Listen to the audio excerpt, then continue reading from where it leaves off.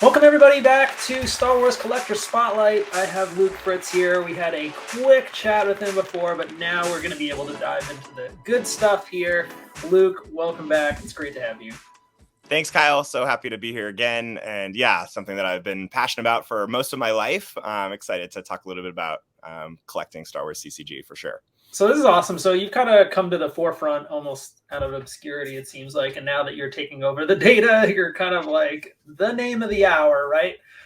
And not only it's a good name in Star Wars to have, right? If you're going to have a new person on the block, if their name's Luke, then yeah. No, it's great. No, it's perfect. A good thing, I think. You're bringing your data analytic background, which we discussed in our first chat. So tell us, where are you from and what do you primarily collect?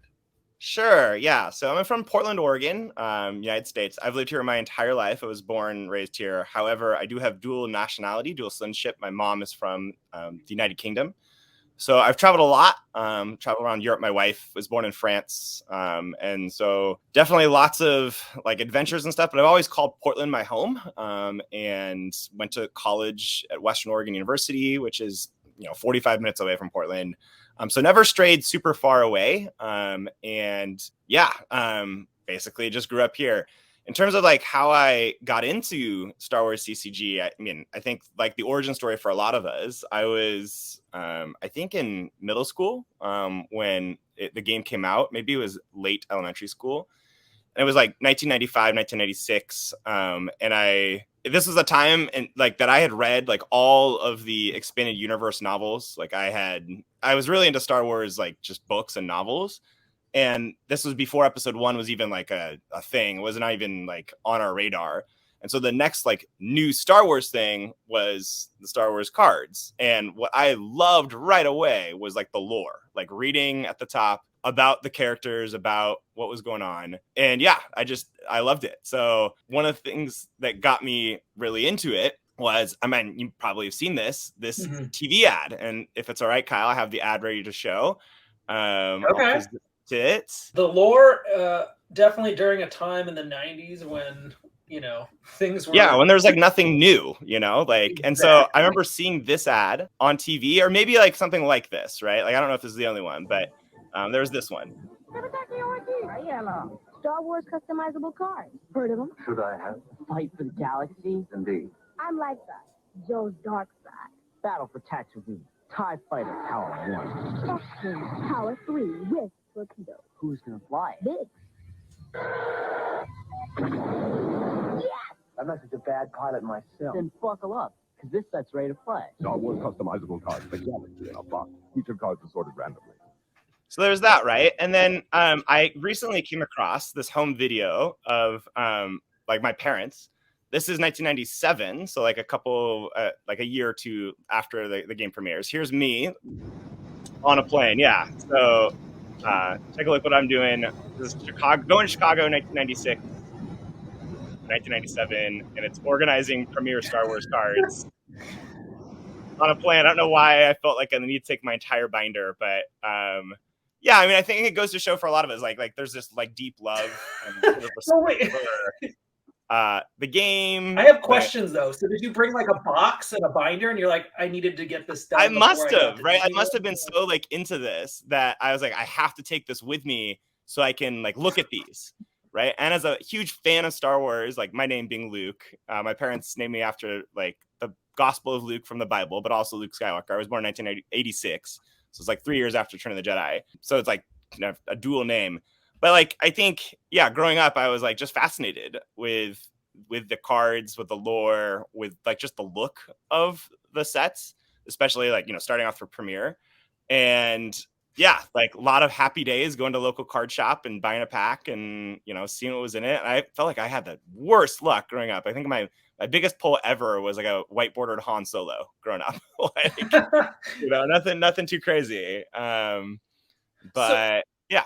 Don't get me wrong. Like flights probably in the 90s are not as interesting now because we all have like Wi-Fi devices and podcasts or like there's private screens in front. Like, but back in the day, like it really wasn't. They look like TV screens in there, but it's like a bus, like half the screens don't work. It's some movie nobody wants to watch anyways. So like, so I was like bringing on my own cards. Bring your cards. And Yeah, I mean, so there was that. I think all through high school, I was still pretty into it, just collecting. I should say I'd never played the game. The amount of brain space I feel like I would take to effectively and adequately do that would be pretty challenging for me. But I just loved the lore, the images, and I see them as like kind of art, and that's why I have them framed, many of them behind me.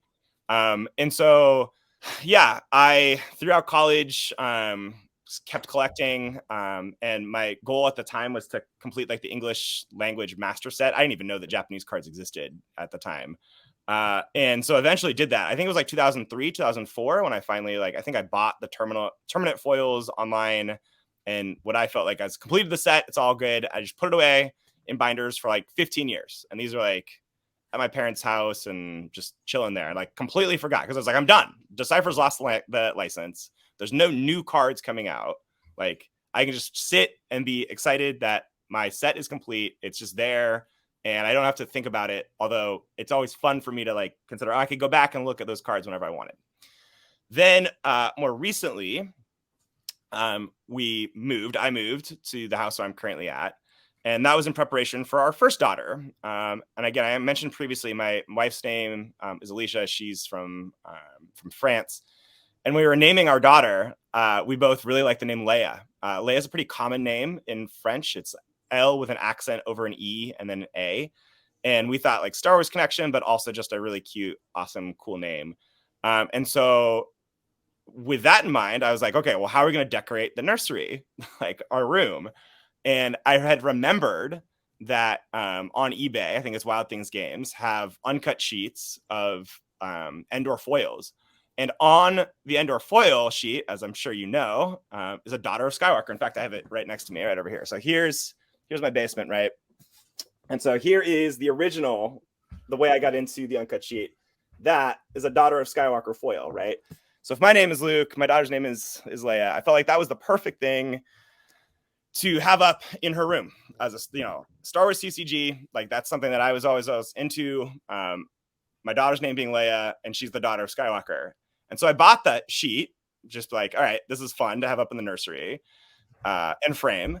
So we just kind of had it there. And at the meantime, like this basement where I'm currently at was like not finished at all. This was like a damp, like you could not really hang out down here is what I'm trying to say. Like, we upgraded the basement and like finished the walls and all that. And then when our second daughter was born, I was like, well, we have to like decorate the entire place now. And so long story short, that's sort of how I got back into Star Wars CCG, because these are things that I don't have, right? Like the uncut sheets are not, it's a new thing for me to track down, right? Like the reason why I kind of came out of nowhere or whatever you said at the top, or like join the groups.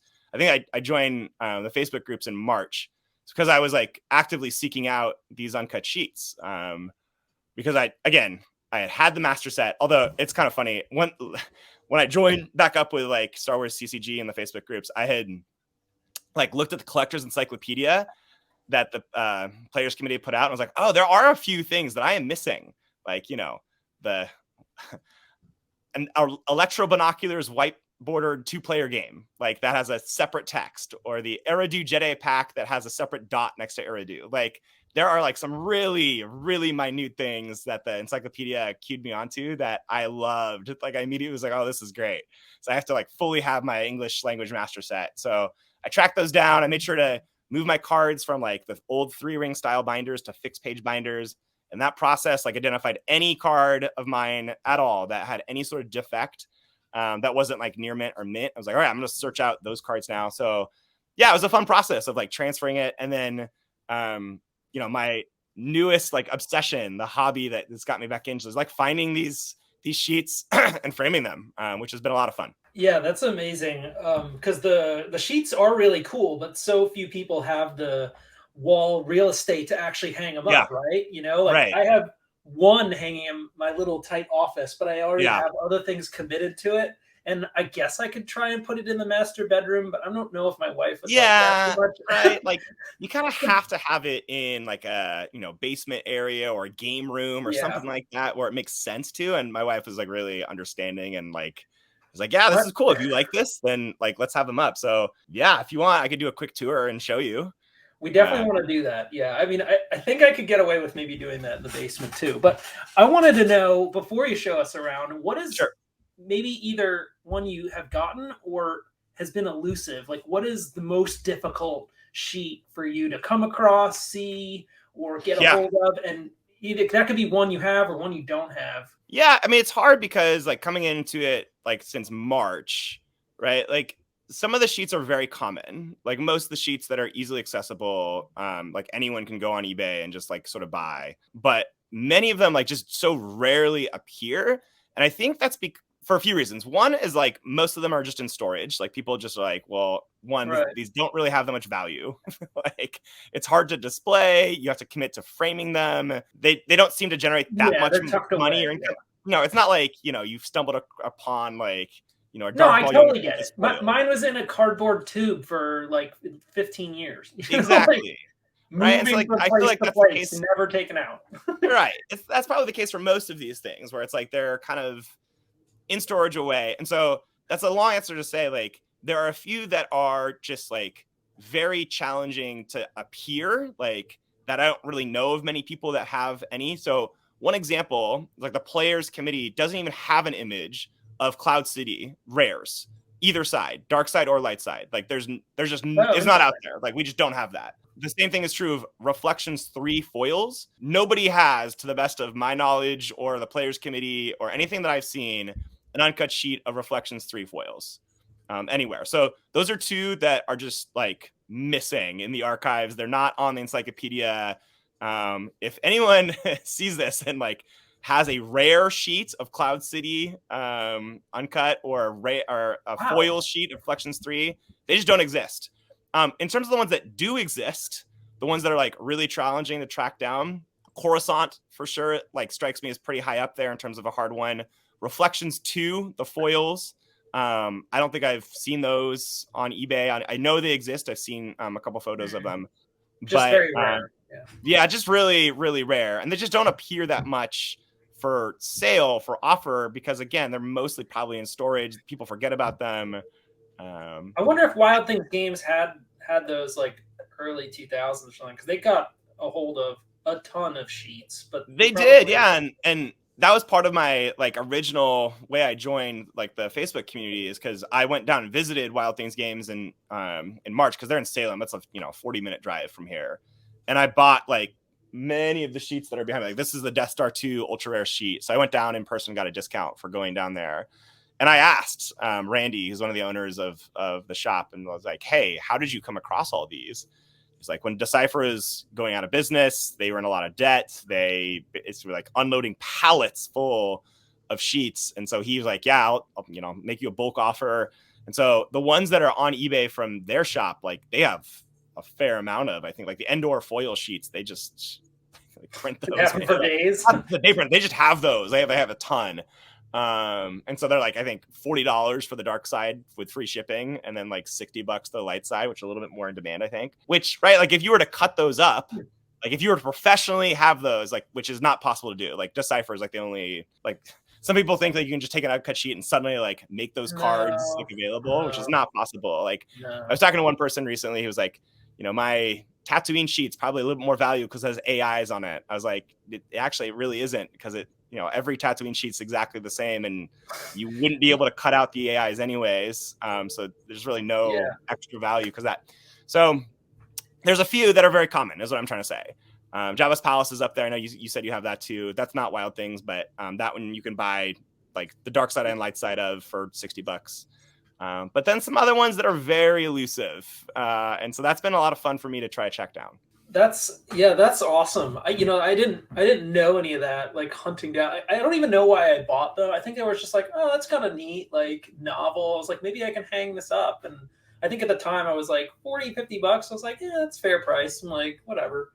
And then again, they went into a tube in cardboard for, a decade and a half at least, right? Maybe longer. I don't know. Yeah. Because I think I have Endor sheets too, but I think they're in a cardboard tube somewhere. Yeah. I mean, they probably have some value, Kyle. Like, I've, as someone who's like tracked this stuff, if you have like the Endor, not foil, I feel like those are pretty hard to find. The Endor foils are like basically anything that's not immediately available on eBay is, probably has a decent amount of value to it. So how emotionally invested are you into this collection, your Star Wars CCG and your sheets? Scale of 1 Yeah, pretty much. You know, sometimes people ask me like, would you ever consider selling this? Like your English language master set, like Alicia, my wife, will be like, hey, is this something, not that she really wants me to, she just realized like this takes up some space. And I was always like, no, I'll pass these down to my kids. Or like you know, part of the joy for me is knowing that I have it and I would never want to get rid of it. I think for a lot of us, right, that we built these collections, we invest this time and energy into it because it, like, one, it's fun, but it's also a kind of a reminder of like growing up and fun things I did growing up. Like one of my first ever jobs was like cleaning one of my parents' friends' houses, like on the weekends. And like I would just go over and clean and get like $20 or something. And I remember like immediately going, like, as my dad was driving me home, stopping at the card shop and spending that $20 on like Endor packs. You know, like, or like a Reflections 1 pack. That's like, great.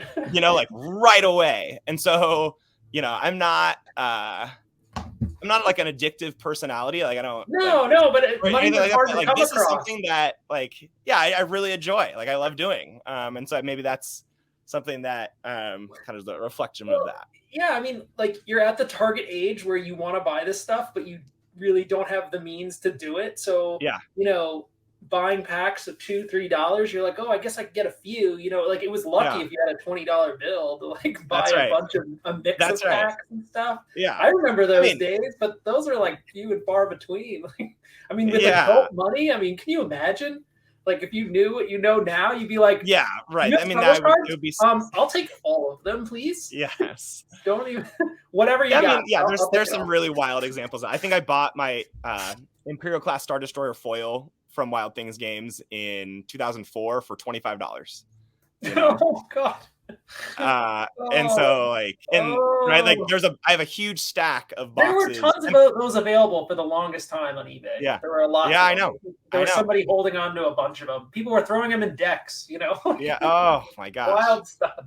I still have like at my parents' house like this huge stack of like empty booster boxes that I opened, and that was mostly like when I was in college when I had the funds. I got actually a real job to like buy boxes, open them. Because there was like money to be made on like opening boxes and like selling the cards right on eBay. Whereas now, like it would be a minus EV decision in most cases to open a sealed booster box, which, is part of like the hobby, I guess. Like tracking those is something that I've enjoyed doing too.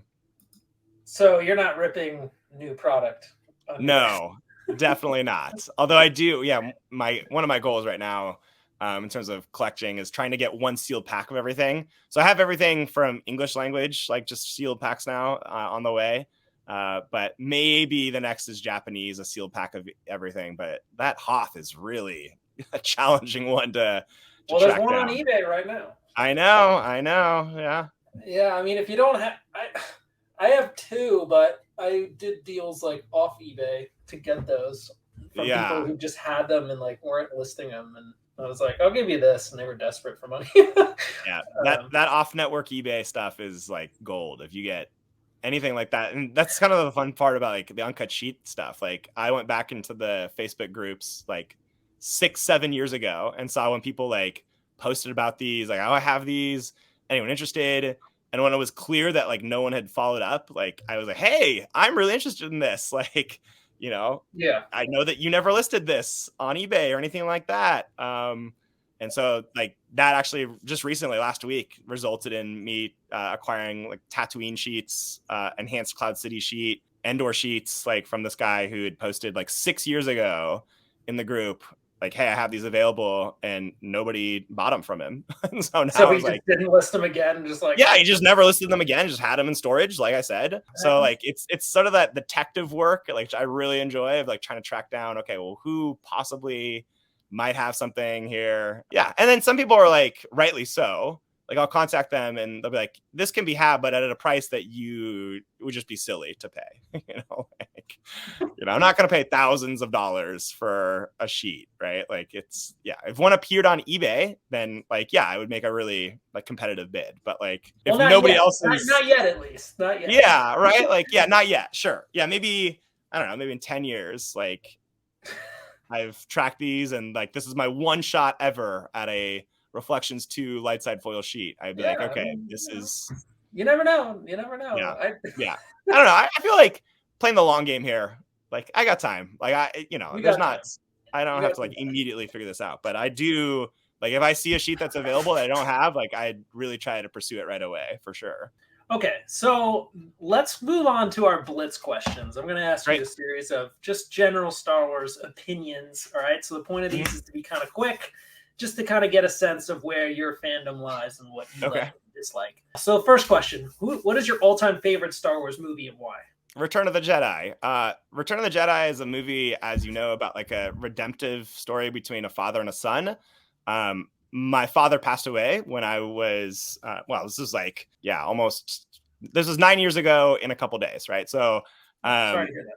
No, I mean, it was a freak like car accident. And so that, even before that time, like my dad and I were pretty close. Obviously me being named Luke, and like the idea that like you can redeem somebody, like it's a very, powerful, I feel like, heroic archetype sort of story. And so I love Return of the Jedi. I especially love like the final stanza of the throne room, Endor, and the space battle all going on at once. That to me is just perfect. Epic. So, yeah. Who is your favorite Jedi and what qualities make them stand out for you? I mean, it's got to be Luke, right? So like if my name's Luke, it's got to be Luke Skywalker. Qualities that stand out. A spirit of adventureness. I am someone who loves travel. I visited like 55 countries at the moment so far. That's like, a lot. I really enjoy getting out and seeing things. I think that speaks to Luke being stuck on the farm. Were you stuck on a farm? I was not stuck on a farm, but like for most of the first part of my life, like I went to see my mom's family in England maybe twice growing up, but it wasn't until college that I was like, I have the freedom to travel and do this myself. So like it's kind of like Luke's age in Star Wars of like going off to another thing and then exploring. So that quality, the spirit of adventureness. I know this is a really lame answer. Luke Skywalker is no, it's fine. It's cool. Yeah, it's all good. Luke is not a lame answer. Well, but if my name's Luke, it's just gonna be so obvious. Yeah. Which lightsaber color would you choose for yourself and why? Green, because of Luke Skywalker's Return of the Jedi. I actually do have there's like a company that makes custom lightsabers. There's a bunch. There's a bunch. Imperial Workshop is the one that I have one from, which it was funny. I'm a teacher, right? And I'll tell my students like everything that I'm up to outside of class. And so one time I was talking about Star Wars cards or something, and a student approached me saying, "Hey, do you know that there's like a sale on lightsabers at Imperial Workshop is coming up?" I was like, "Actual, like real, like they have these now?" And she was like, "Yeah, you can customize the colors, customize the tones." Like I was like, "That's awesome." Heavy and hardy. Like, you're really heavy. So it looks like Luke Skywalker from Return of the Jedi's lightsaber. The handle is exactly the same, and so it is a pretty fun Halloween deal for sure. What is your favorite starship in the Star Wars universe, and what appeals to you about it? I want to say Red 5. I liked in terms of expanded universe stories growing up, and it's so sad to me that like Disney completely decanonized like all of this, but the Rogue Squadron books were so great by Michael Stackpole and Aaron Alston. Like reading those growing up, and it wasn't like main characters or anything, it's like Wedge and all those the fighter pilots, the fighter pilots, right? Like I love that. I also have a really deep love and appreciation of aviation. I worked at the airport in college, and so like the idea of like a fighter pilot, Luke and his X-wing going off to explore stuff. Again, it's a very Luke-centric answer, but I think like that'd be really fun to have an X-wing. That's awesome. If you could have any force power, which one would you choose and how would you use it? Yeah, I think I would be able to move things with my hands. I think that would be a lot of fun. I'd be able to impress my daughters. Okay. As the wife's like, "Can you move this couch?" And you're just like, yes, that exactly. Things like that. That's realistically what it'd be used for. Like, let's be honest. Right. It'd be like everyday stuff where I'd be like, "Yeah, can I go clean the gutters using the force to just get everything out?" So I don't have to the laundry. Like, trash. Like, There's so many perfect things you could use that for. All right, which Star Wars planet would you most like to visit, and what draws to you to that particular location? Oh man, probably Naboo, right? Naboo's probably like the most Earth-like planet in terms of natural scenery. I mentioned I've traveled a lot. One of my favorite places to visit that is natural beauty is New Zealand. South Island especially is just absolutely spectacular. Wow. And so I love mountainous landscapes with huge, rivers and waterfalls and dramatic scenery. So maybe Naboo seemed to be a fair amount of that. It would have been cool to see Alderaan a little bit more. I know they kind of showed that. Yeah, it looked pretty from the limited amount we saw. Yeah. I think in the Obi-Wan Kenobi series, they have a little bit more of Alderaan. But I'll say Naboo just because most Earth-like. I don't think Tatooine would be very fun to visit at all. I hate the sand. I hate it when it's hot. Although I would love, speaking of which travel, I would love to go to Tunisia and actually see the sites where they filmed. That is high up there on something. That's like a Mecca kind of trip. Yeah. Go across and find, Lars Moisture Farm. Yeah. Apparently they have some places in, I think it's Norway, where they have some of the sites of where they shot some of the Hoth stuff. The Hoth scenes. Yeah. Mm-hmm. All right. So who is your favorite Star Wars villain, and what makes them such a compelling character? I think there's maybe a real recency bias. I don't know. Did you watch the new Ahsoka last night yet, Kyle? Do you have Disney Plus or anything? Episode 6? Yeah. No. So don't spoil it for me. Okay, then. I've seen 5, but I haven't seen 6. So I think what's coming. I'm going to watch it today, actually. Yeah. Okay. Fine. Maybe I won't say anything about that then. Well, no, I mean, if you're going to say it's like Thrawn or Baylan Skull. I'm going to say it's Thrawn. I know they're coming, right? Thrawn to me is a very interesting one, especially because Timothy Zahn and the first release of Star Wars novels, that was a big part of it. And I remember reading those growing up and being oh man, that's a really interesting character. I don't really consider Darth Vader that much of a villain at the end. I know it's a very controversial thing to say, but because he has that good in him that he's redeemed. Yeah, sure. Darth Vader is the ultimate bad guy villain, but he's still Luke's dad. So I think it's interesting you brought up Thrawn, because you watched Rebels and Clone Wars, and I am familiar with Rebels and Clone Wars, but I do not have that much time to devote to watching animated stuff. Okay. So, well, you'll have to go through those because they give a lot of, background, especially into Thrawn and how he ended up where he was, and Ezra, and all these characters won't make as much sense. I feel like in some ways it could be a little bit of a deep cut, but for those who haven't seen it, there's probably a lot of things where they're huh? Or who are these people? Or why is this important? Or what's going on? It does piece together some things, but the way they presented Thrawn in, Rebels was it was always something would go and happen and be yes, I foresaw this the whole time. It was okay, we hear about your brilliance and we're fearing your brilliance because you said so, but they have yet to kind of demonstrate that, effectively, the way they portrayed Thrawn in Heir to the Empire was you could see and actually fear them without somebody having to say I'm afraid of this character. You should, based on the storytelling, be actually nervous for this character. They feel like a real threat, not because somebody said they're a threat, but because they've shown that and influenced that. Right. So the way that's what we have yet to discover with this Ahsoka series and where they're building with it. They keep saying Thrawn, oh my God, Thrawn, but we haven't felt that, based on what anything he's done yet. So seems like you need to watch episode 6, Kyle. Right. No, I know, but this is what, even beyond just this episode, right? If you're gonna put this grand person on a pedestal, right? Yeah. They better damn well be worth actually fearing on what they're doing. Yeah. No, I hear you. And this is a master. So I guess if you saw Rebels, you'd be okay, he almost sounds Machiavellian, aha, whoa, so all right, which droid from the Star Wars saga do you find the most endearing and why? R2D2, as someone who just seems to get himself into all sorts of just funny situations, but also seems to be the brains, I don't know, behind the outfit of the duo. Great sidekick to Luke. Yeah, he's a mastermind. R2D2 runs the show basically. He tells R5 to self detonate. He's got all these tricks up his sleeves. Yeah. Okay. What is your favorite lightsaber duel in the entire Star Wars franchise, and what makes it special to you?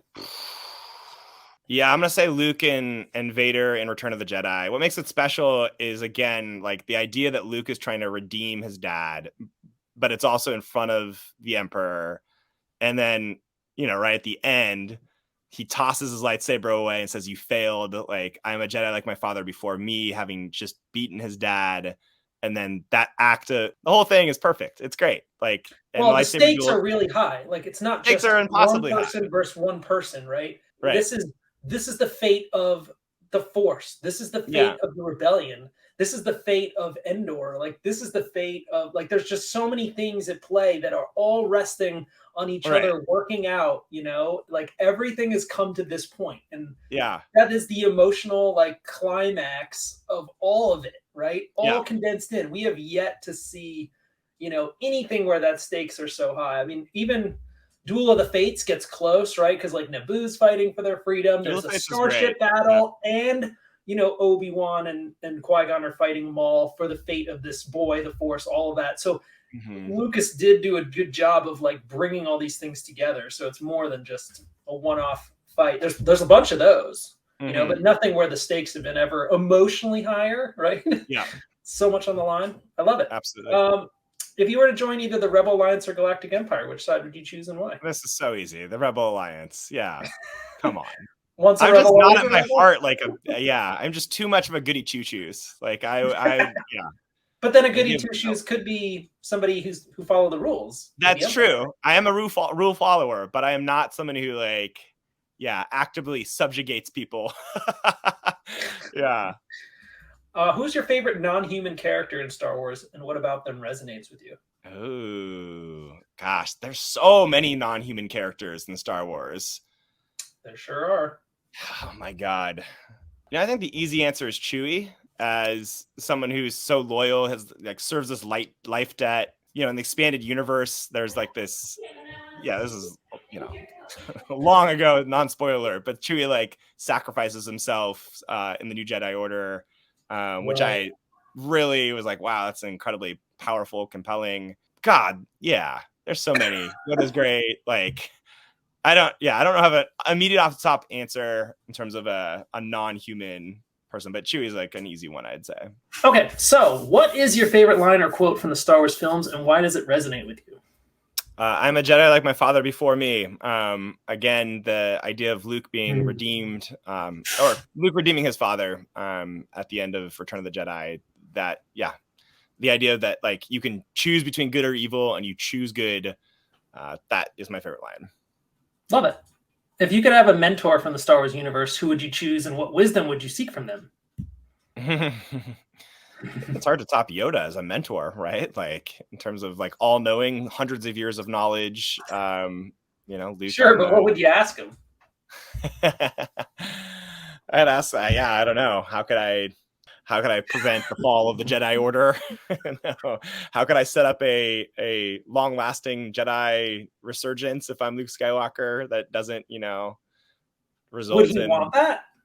Yeah, I don't know. Like, what happens in the sequel trilogy, right? Like, we have, that's a whole nother thing. But, like, of what goes on there with Luke and his ideas of trying to, start this up again.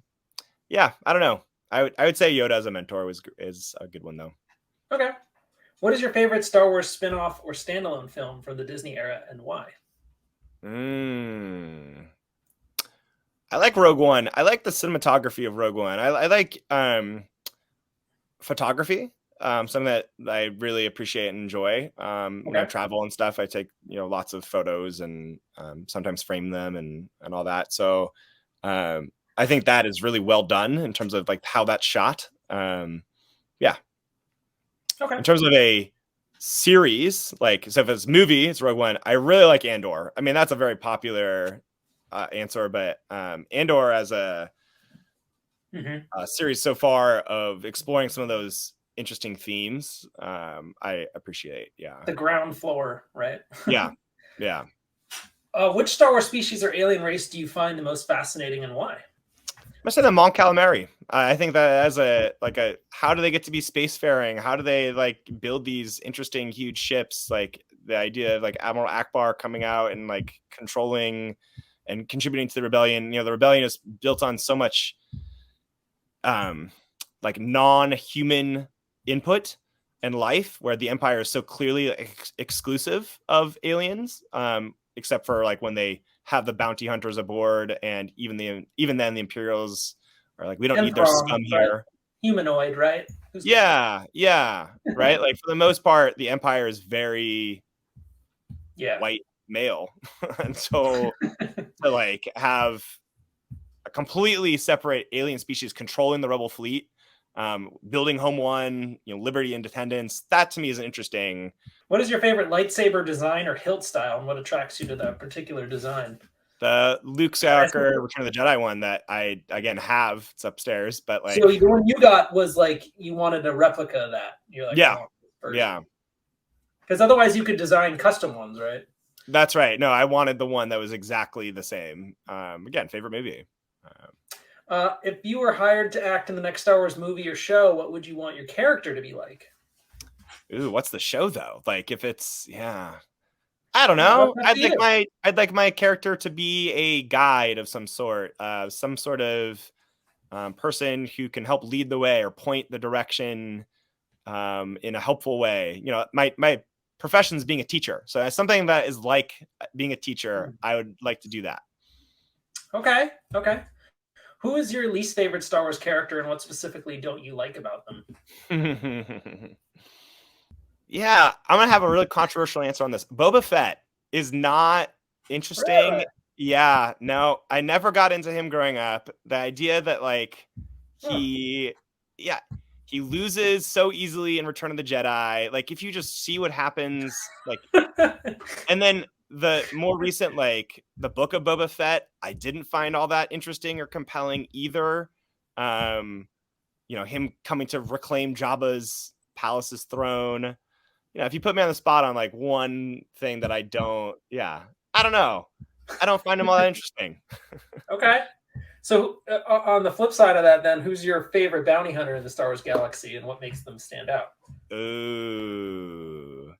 As someone who read all the Tales of the Bounty Hunters, like the origin stories of the bounty hunters, which now are not canon anymore, but IG-88 and his like, it kind of goes with like AI and like our current, iteration and of thinking of, okay, how can this be helpful or hurtful? And, IG-88's origin story is basically like, I think, therefore I am. Like, how do I, like take over consciousness or control and all that. So I think it's kind of very sci-fi ethical, which I liked, growing up. Well, yeah, and he was intimidating in, Shadows of the Empire. And then we got to see a little bit of him in action, right, through Mandalorian, like season 1 and 2 with IG-11. Essentially how he would operate. And it was just like, oh my god, this freakish. Crazy. Which Star Wars moment has the most emotional impact on you, and why? And you may have touched on this, but all that. Yeah, I think it's Luke with his father, with burning Darth Vader's like the outfit. Fire. The fire at the end of Return of the Jedi. He's got this sort of, it's very like Buddhist almost, like this moment of like kind of return, reincarnation, like that sort of we're getting rid of this temporary outfit, and then Anakin does to Luke at the end of the film, kind of knowingly. I also like the taking off the mask and looking upon his son with his own eyes. Like, I think that's a really powerful moment. Absolutely. Who is your favorite Rebel Alliance member, and what inspires you about their dedication to the cause? So I can't say Luke for this because that'd be a pretty easy one. Let's see here. Favorite Rebel Alliance member. Yeah, give me a different character. Yeah. It's clearly Rose Tico, right? No. Although I will say, like, I'm not as anti-Rose.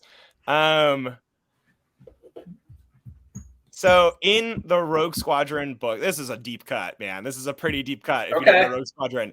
So Face Thrawn, the guy who like is a former Imperial like officer who then kind of what does he do? He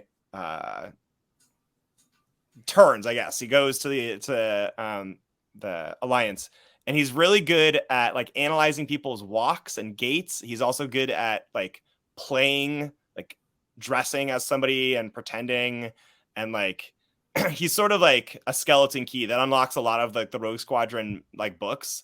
He's like, yeah, that's a very interesting, compelling character.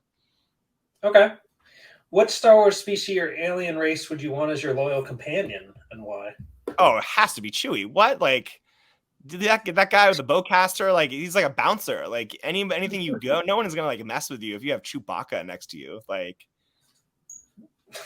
fair enough. I think, not that I am someone that's messed with very much, but like the idea of like this, it's like a dog, but like a gigantic dog. Yeah, no, I get it. I get it. What is your most prized Star Wars collectible?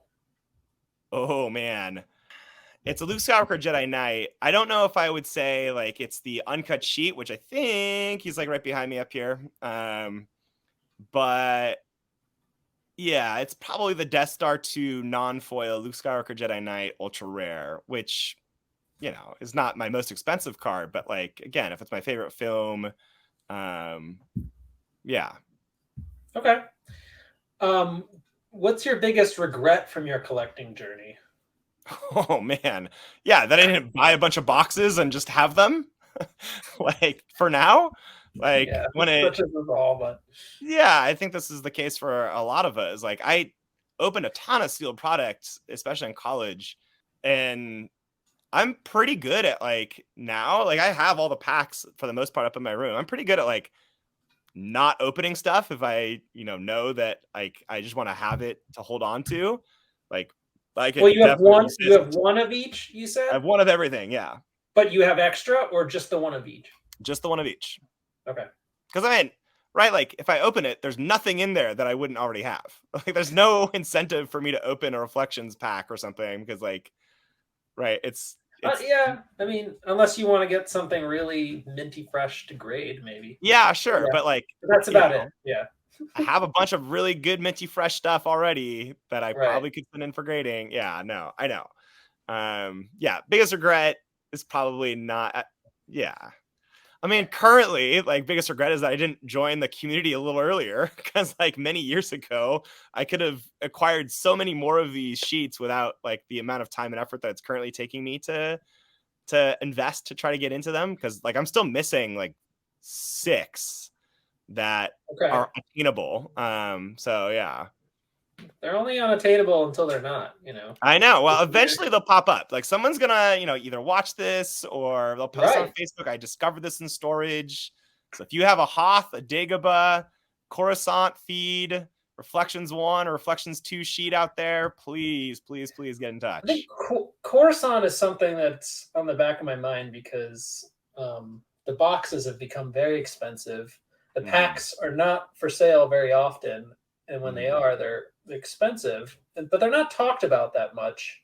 But the only person I've seen who's like able to rip that stuff is like Mark, who probably has like a closet of it. But other than that, it's not something that's very plentiful. But no one's really sat and asked like, what's the population of this? We've just seen like, oh, if you want it, like you're gonna have to pay for it, but nobody really knows quite why. It's like I mean, that was recently when I like uncovered my stuff at like the boxes of stuff at my parents' house. Like I saved all the packs. Like I'd open the packs and then save them and put them right back in the booster boxes. So I like found my Corusant. I had like 4 open Corusant boxes with like all the packs unwrapped, or like just the wrappers. And so I sold like one on eBay and it was like $60 for a empty booster box with just packs in it. And I was like, oh, like didn't realize it had that much value to it. They're tricky to come across. And I don't see videos of people ripping open Corusant boxes. Yeah. I mean, we saw a Reflections 2 box, but Cam's crazy. Yeah. That's expensive. Although, yeah, he got a good pull from that one. So yeah. Yeah. Okay, last question. If you could have any one collectible item ever for Star Wars, what would it be? Could be from the movie set or, something that doesn't even, be seen for sale. But it would be cool to have Luke's original lightsaber, like the Return of the Jedi actual prop, that one that is used, because it's something that's small enough that you could actually like have on display and like honor. It's not like his entire X-wing, which would be like impossible to like have. Yeah, I would choose that. Yeah. Oh my God. Yeah. You gotta be talking over $1 million for something like that, right? Yeah. Well over $1 million. Right. Like, where even is that? That would be a very cool item to have for sure. Yeah. But yeah, that about wraps it up for my questions here. Is there anything that you want other collectors to know before we sign off here? No, I think I said last video that I just appreciated the way that the community has just embraced new people. Like, I see so often people kind of come on and like to these groups and kind of just say, hey, I found all this stuff. What was it worth? Or looking to sell this. And I appreciate that, like, people are willing to be patient. I also like that we've kind of come together and thought of a strategy of tracking prices and helping give input and just with advice on stuff. I would also say, yeah, if anyone has any rare uncut sheets out there that are a little bit more hard to find, definitely get in touch. That's something that's my current passion. As you can see behind me, it's like something that's pretty fun for me to try to track down. Yeah, I think that'd be about it. Well, that's fantastic. And I look forward to your analytical approach to the upcoming sales. There's been some very exciting sales. I've been following on eBay a little bit more of as they go. I've been bidding on stuff, not winning stuff, but still out there. Yeah. Very excited. I tried to bid on some sealed product too, and God, I got blown out of the water with some of the the stuff there, which I thought were really competitive. So yeah, we'll see. All good, though. It's all good. I'll be excited to continue chatting and maybe do some more analytical stuff later on. Thanks, Luke. Cool. Thanks, Kyle. Appreciate it.